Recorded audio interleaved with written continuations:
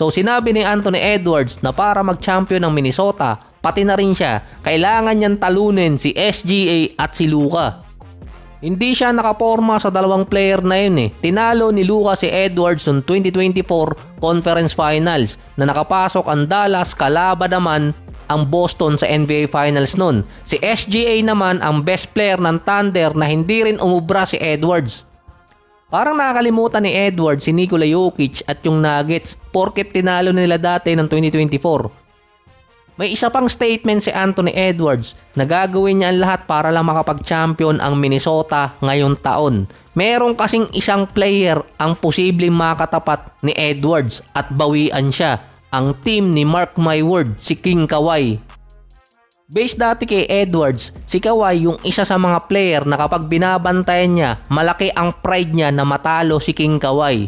Dahil isa siya sa mga legend na hindi pa nakakatapat din ni Edwards sa playoffs dahil minamalas nga mula nang bumalik sa injury. Matagal nang pinoprovoke ni Edwards itong si Kawhi. Nagsimula yun noong 2024 season nang maging top team ng West ang Minnesota. Tinrush talk ni Edwards itong si Kawhi na tinawag niyang old N-word. Sinabihan niya pang young guy versus old guy. Tanging si Edwards pa lang ang harap-harapang ng trash talk kay Kawhi na naback-upan niya dahil nanalo noon ang Minnesota kontra sa Clippers. Isa din si Kawhi sa mga legend na nakikipagdikdikan si Anthony Edwards dahil merong record si Edwards versus Kawhi na 5-4. Na dahil sa dami ng games na nawala din si Kawhi, imbes na 20 games magtapat yung dalawa, nasa 9 games lang. Dati nung kakapasok pa lang ni Edwards at baguhan pa lang, madali lang tinatalo ni Kawhi. Pero sa last 6 games na nagtapat si Edwards at itong si Kawhi, 5-1 record si Ant-Man. Nung time na tinrush talk din ni Edwards, itong si Kawhi na naback-upan naman niya, yun din ang taon na tinatrash talk nitong si Anthony Edwards, si Kevin Durant sa playoffs na tinalo din niya. Walang player ang basta-basta nakikipag-trash talkan kay Kawhi dahil malamang balikan sila. At minsan, hindi rin naman pinapansin ni Kawhi. Pero yung tinrush talk ni Edwards si Kawhi, napansin siya doon. Sinuportahan din naman ng mga fans yung naging statement ni Anthony Edwards na si SGA at itong si Luka yung balakid sa kanya para makapasok ng finals. Pero si Edwards din yung isa sa mga player na kayang back-upan yung mga sinabi niya. Yun nga lang, hindi lang yung dalawang young player ang kailangang abangan ni Edwards, baka sumulpot pa doon si Kawhi sa playoffs.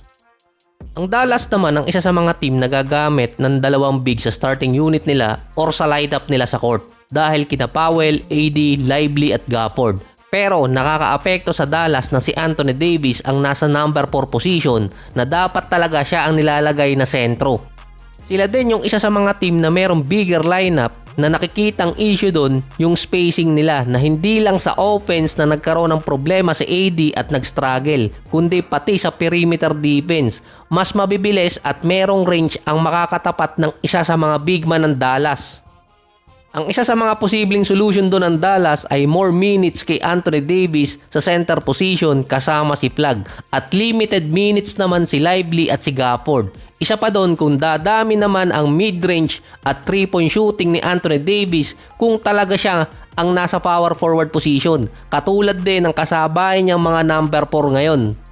Mostly ng mga teams na mayroong dual big man sa loob ng court, isa doon merong mid-range or 3-point shooting katulad ni Gobert at Randle or kaya ni Nash Reed. Sa OKC naman si Hartenstein at itong si Holmgren. Kahit sa Memphis kahit gawing number 4 si Jaren Jackson Jr., meron pa rin siyang 3-point shooting kaya hindi nakakaapekto sa spacing ng Memphis. Magiging effective lang si Anthony Davis ngayon na maging number 4 position kung mas dadami ang 3-point shooting niya at outside shooting. Pero yung iba mga analyst at scout, hindi pa nga nag-uumpisa yung regular season. Ang sinabi doon na pwedeng solution, i-shutdown talaga ng Dallas yung request ni AD na maging number 4 at gawin talaga siyang sentro.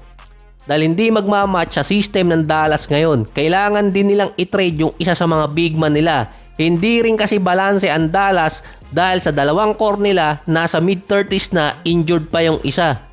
At ang isa pa doon, wala silang legit point guard ngayon katulad dati na meron silang Luka. Meron silang D'Angelo Russell pero shoot first point guard yun.